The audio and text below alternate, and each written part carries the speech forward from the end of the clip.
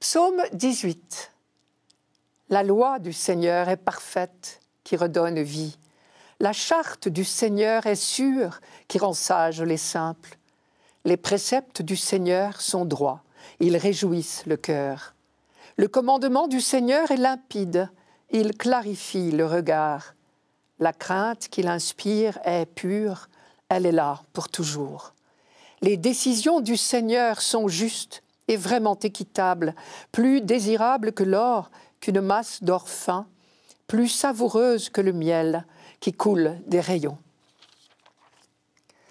On est toujours étonné de découvrir à quel point le peuple d'Israël aime la loi, parce qu'il la considère comme un cadeau de Dieu, le Seigneur du Sinaï, celui qui a révélé son nom à Moïse, celui qui a choisi ce peuple parmi tous les peuples de la terre et qui l'a libéré, celui qui a proposé à ce peuple son alliance pour l'accompagner dans toute son existence, celui enfin qui poursuit son œuvre de libération en proposant sa loi. Il ne faut jamais oublier qu'avant toute autre chose, le peuple juif a expérimenté la libération apportée par son Dieu. Et les commandements, comme on les appelle, sont dans la droite ligne de la sortie d'Égypte. Ils sont une entreprise de libération. Dieu a fait sortir, c'est l'expression consacrée, il a fait sortir son peuple des chaînes de l'esclavage. Il le fera sortir de toutes les autres chaînes qui empêchent l'homme d'être heureux. C'est cela, l'alliance éternelle. L'Exode était route vers la terre promise.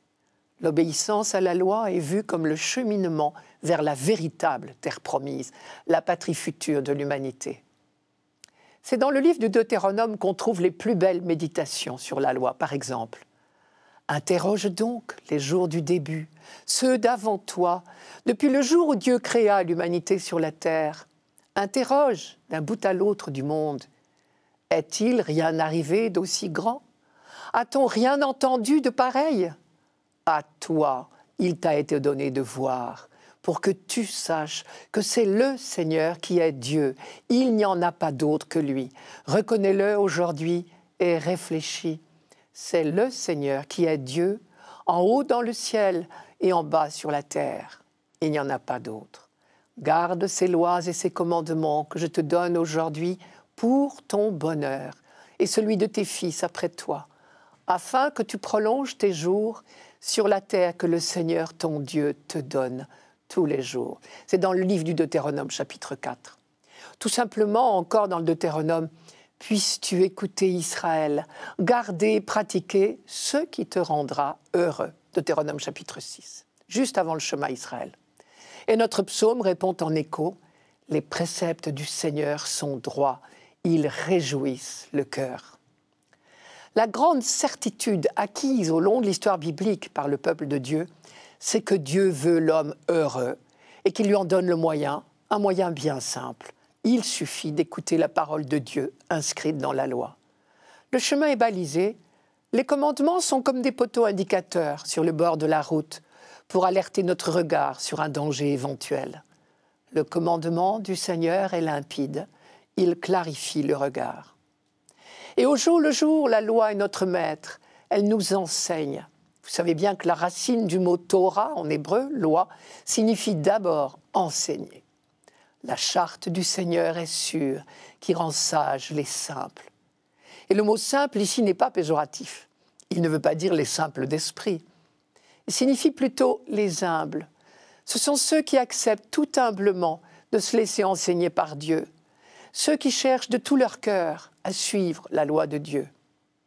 Celui qui prie dans ce psaume est bien dans cet état d'esprit, puisqu'un peu plus loin, il supplie Dieu de l'aider à persévérer dans l'humilité. Je cite un autre verset de ce psaume, « Préserve, Seigneur, ton serviteur de l'orgueil, qu'il n'ait sur moi aucune emprise.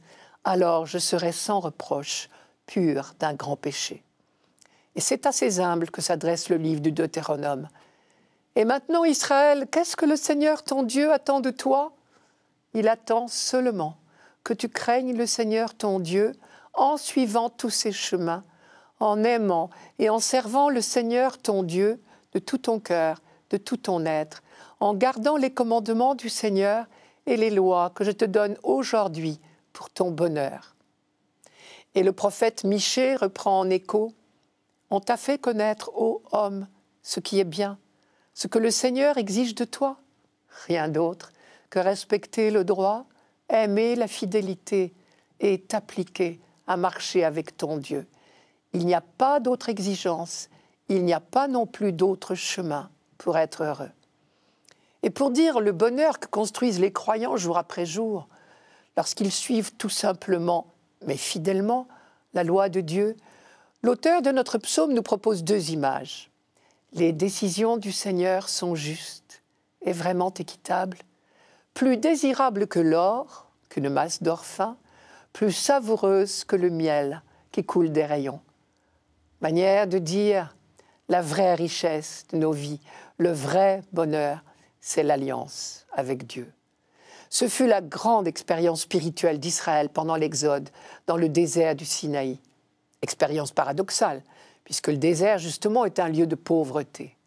Mais c'est là, précisément, que l'on a expérimenté la plus grande richesse du monde, la sollicitude de Dieu.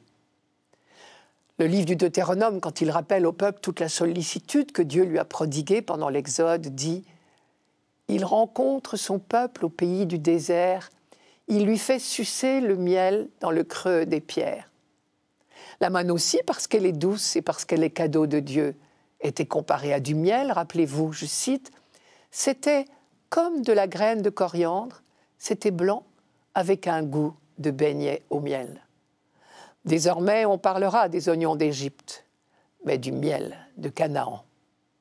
Il y a pourtant du miel aussi en Égypte, mais quand les descendants de Jacob étaient en Égypte, ils n'avaient pas encore fait l'expérience de l'Exode et de la présence de Dieu.